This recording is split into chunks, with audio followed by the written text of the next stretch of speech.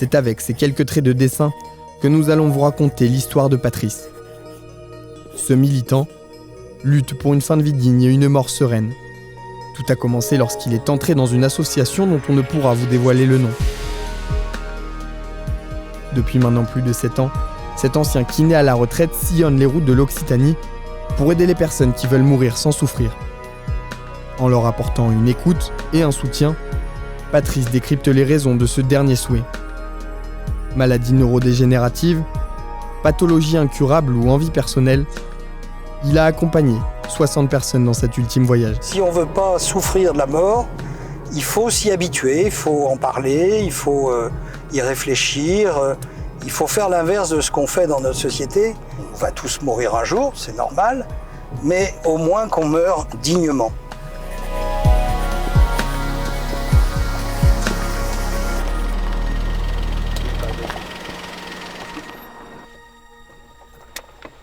En cette journée d'hiver, il a rendez-vous avec un couple d'octogénaires dans leur maison, à Toulouse.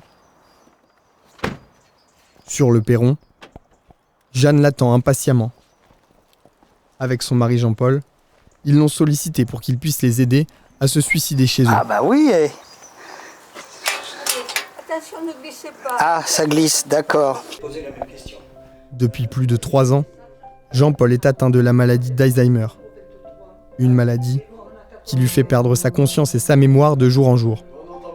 Avant qu'il ne soit trop tard et que son cerveau ne lui permette plus, il veut réaliser ce dernier acte aux côtés de sa femme. Il vaut mieux de partir quand on voit les choses normalement, plutôt qu'on soit poussé pour partir. Avec mon épouse, nous avons décidé de partir, mais effectivement, on aurait pu durer un peu. Moi, certainement pas longtemps. Mon épouse, elle aurait pu tenir un peu plus. Pour Jeanne, impossible de rester en vie en l'absence de son mari. Bien qu'elle soit en pleine santé, elle veut mourir avec lui. Tout est noté, bon, on veut être incinéré. On a pris un cercueil le plus ordinaire possible. Après plusieurs réunions avec Patrice, ils se retrouvent aujourd'hui pour choisir la date de ce suicide assisté. Une condition est importante à leurs yeux, laisser passer les fêtes de Noël. Il faudra l'organiser avec vous. Quel jour de la semaine pour que les enfants puissent arriver quand même. Est-ce qu'on le fait le matin, la journée ? Tu reviens. On en parle. Ils passeront ces dernières fêtes à deux sans leur famille. Pour se remémorer les bons souvenirs, le couple a décidé de se replonger dans les albums photos. Aux Ouches, sur les plages c'est William. Oui, c'est William. Il jouait au rugby, mais oui. Mais bon, il jouait pas. Il jouait à la seconde division. Léa, qui a 31 ans maintenant. Et Paul qui a 30... quel âge il a, Paul? 36. Depuis qu'ils ont fait le choix de partir, ils ne veulent plus voir leurs proches. Cela leur est trop difficile à supporter. Seule leur petite fille est venue leur rendre visite. Vendredi, elle est venue passer la journée avec nous. Mais c'est trop d'émotions, c'est intense comme émotion, ça. Hein. Qu'est-ce que ça vous a fait, justement? Eh bien oui, quand Léa est repartie, bon, je savais bien que c'était la dernière fois. Et la pauvre, elle m'a dit, on se reverra peut-être. Puis j'ai dit, non, je ne crois pas. En France, seuls les soins palliatifs sont autorisés avec la loi Claes-Leonetti votée en 2016. Les patients peuvent être plongés dans une sédation profonde et continue jusqu'au décès, mais cela peut prendre plusieurs jours. Pour Patrice, cette mesure n'est pas suffisante. Les citoyens français doivent pouvoir se suicider paisiblement. Alors que, actuellement, les citoyens français qui veulent profiter de cette liberté, pour moi c'est une liberté, pourquoi est-ce qu'ils sont obligés de choisir des moyens violents? C'est-à-dire se jeter d'un pont, passer sous un train, se pendre, violents et qui traumatisent d'une façon effroyable leur entourage. Pour éviter ces moyens violents, il active une filière clandestine. Des contacts au Mexique lui permettent de se procurer du pentobarbital. Pris à forte dose, Cet anesthésiant utilisé par les vétérinaires provoque la mort sans douleur, en quelques minutes. Patrice se souvient de la première fois où il a aidé une personne souffrante avec ce pentobarbital. Rien ne s'est passé comme prévu. Ils sont là, ma puce. Enfin. Quand vous aurez bu ce produit, pas de retour en arrière possible. Je sais. Vous vous endormirez immédiatement et votre cœur cessera de battre au bout de quelques minutes. Oui. Vous pouvez renoncer, même à la dernière minute. Je ne renoncerai pas. Son corps résistait beaucoup plus. Et donc, on avait dit au père, écoutez, voilà, vaudrait mieux que vous partiez pour pas avoir de risque. Allez faire des courses, demander le ticket des courses pour avoir la date, l'heure et tout. Et le père nous a dit non, moi je préfère être là jusqu'au bout, la voir et tout. Donc il est resté, et puis on a attendu, mais son corps de cette jeune femme continuait à vivre. Et on a insisté auprès du père, écoutez, vous avez intérêt quand même à montrer que vous n'étiez pas là, tout ça, on ne sait jamais ce qui peut arriver. Il faut y aller.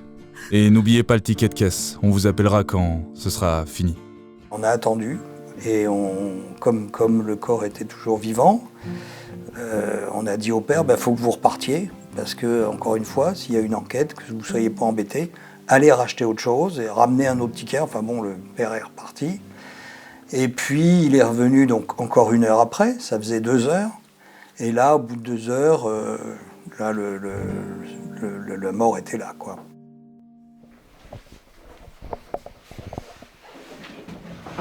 Jeanne et Jean-Paul ont acheté le produit il y a quelques mois. Ce qu'elle appelle sa tisane magique va leur permettre de devancer leur mort. Pour nous, elle a décidé de déballer le carton et voir le flacon pour la première fois. Et après, quelquefois, il y en a... À Jeanne, on lui avait donné un carré de chocolat. Ouais. Pour que ça passe Oui, pour enlever cette amertume, mais bon, on n'a pas trop le temps de s'en apercevoir.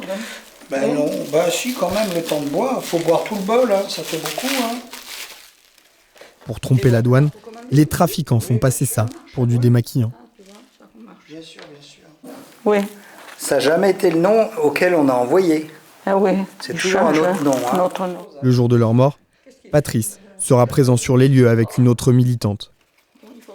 Pour éviter tout problème avec la justice et que cela soit considéré comme un crime, ils doivent établir un scénario précis. C'est pas eux qui vont boire la tisane, c'est nous quand même. Et puis voilà, et quand ils assureront qu'on est vraiment parti, ils partiront. Et mes enfants arriveront à ce moment-là. Et pour appeler le docteur d'abord, pour avertir la famille qui n'est pas au courant, comme mon frère là, tiens, ma sœur, et puis voilà, et puis d'autres amis, quelques amis. Et puis après Et après, Inch'Allah, de toute façon, les pompes funèbres, on a dit tout ce qu'on voulait, alors j'espère qu'il n'y aura pas de complications. Et voilà, et après le scénario, il se termine. Très bien. Merci. Jeanne est sereine. Elle n'a pas peur à l'idée de terminer sa vie. Merci Patrice et à bientôt. D'accord. Le rendez-vous se termine et la date de leur décès est choisie. Ils partiront ensemble, le 30 janvier.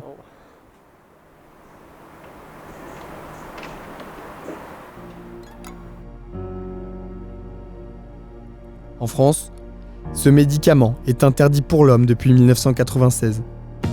En poudre, en injectable ou en comprimé, ce produit s'achète pourtant sur Internet. Nous avons essayé de nous en procurer et l'opération est bien plus simple que l'on pense. Sur une messagerie cryptée, nous avons contacté le trafiquant mexicain en quelques clics. Après un message et 15 minutes, nous recevons sa réponse pour procéder à la vente. Nous n'irons pas plus loin. Le montant de l'opération s'élève à $850 la dose, $1100 les deux. Pour l'usage vétérinaire, le produit est normalement vendu $22.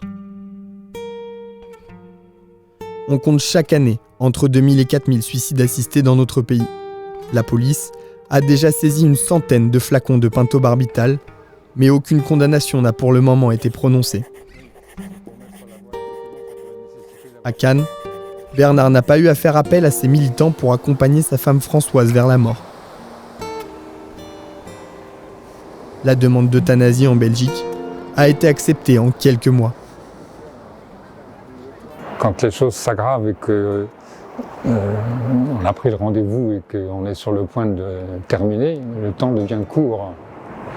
Et là, on se rend compte de l'importance de ce qu'on est en train de faire. Et donc, c'est un peu pour ça que je me suis senti finalement responsable après, quand François est décédé, parce que c'est moi qui ai tout organisé. C'est en 2013 que Françoise apprend qu'elle est atteinte de l'Alzheimer. La maladie commence à la priver de son corps tout doucement. Au bout de quelques années, elle évoque l'idée de vouloir disparaître dans la dignité. On avait pris un rendez-vous plus tôt qu'elle n'aurait voulu. Elle aurait voulu partir là-bas le 16 novembre, date de son anniversaire. Et on a fini par prendre un rendez-vous plus tôt parce que ses signes, ses symptômes s'aggravaient assez rapidement. Elle sera finalement euthanasiée un mois avant son anniversaire, le 16 octobre 2020. C'est le médecin belge Dr Damas qui s'est occupé de cet acte médical. Le cas de M. Meyer de Françoise n'est pas un cas optimal. Pourquoi? Parce que c'est un cas qu'on suit à distance. C'est quelqu'un qui vient de France, du sud de la France en plus. Et donc que j'ai vu à plusieurs reprises et en visioconférence. Mais je n'ai pas été le médecin traitant, le médecin de famille, de proximité, qui vient voir la patiente régulièrement. Et de manière optimale en Belgique, les euthanasies se font par les médecins de famille.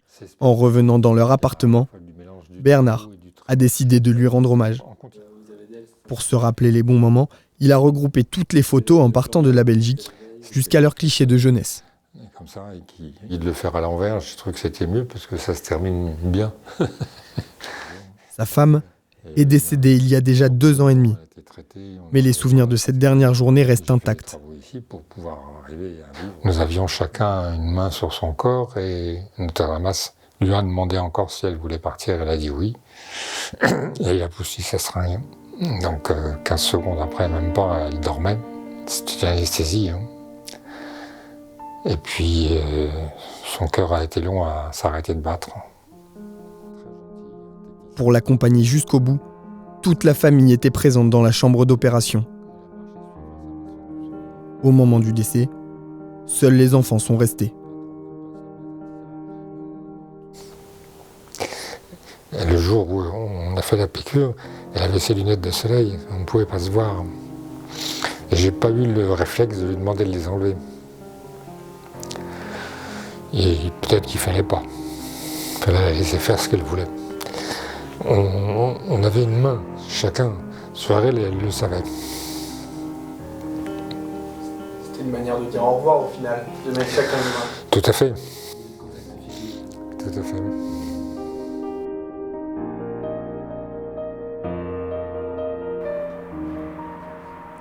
Nous sommes début février. Quelques jours après la date fixée par Jean-Paul et Jeanne pour réaliser leur suicide assisté. Afin d'être sûr que tout se soit passé correctement, nous décidons d'appeler Patrice. Oui, bonjour Patrice, vous allez bien? Ça va, oui, et vous? Ça va, ça va. Je vous appelais pour avoir des nouvelles un peu de Jeannette et Jean-Paul, savoir si ça s'était bien passé et s'ils ont pu partir comme ils le souhaitaient. Alors, pas du tout. Mince. Quelques jours avant, Jean-Paul a fait un AVC, il est mort 2-3 jours après. Qui fait que le programme, bien sûr, est complètement bouleversé, quoi. Avec ce bouleversement, Jeanne n'a pas pris le produit. Lors des obsèques de son mari, elle a revu ses enfants et ses petits-enfants. Elle a choisi de continuer sa vie. D'ici la fin de l'été 2023, un projet de loi sur la fin de vie devrait naître. Beaucoup espèrent une avancée majeure sur le sujet, pour que chacun soit capable de décider en toute liberté de mourir dans la dignité.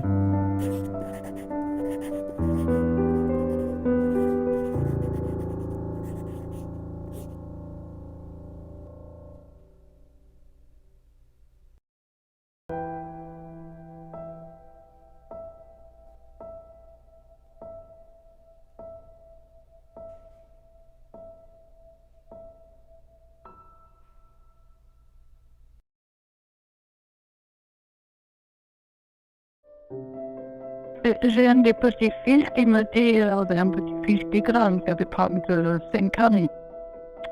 Il analyse beaucoup les choses. Il me dit, tu sais, mamie, je crois qu'il a voulu te laisser vivre, papy.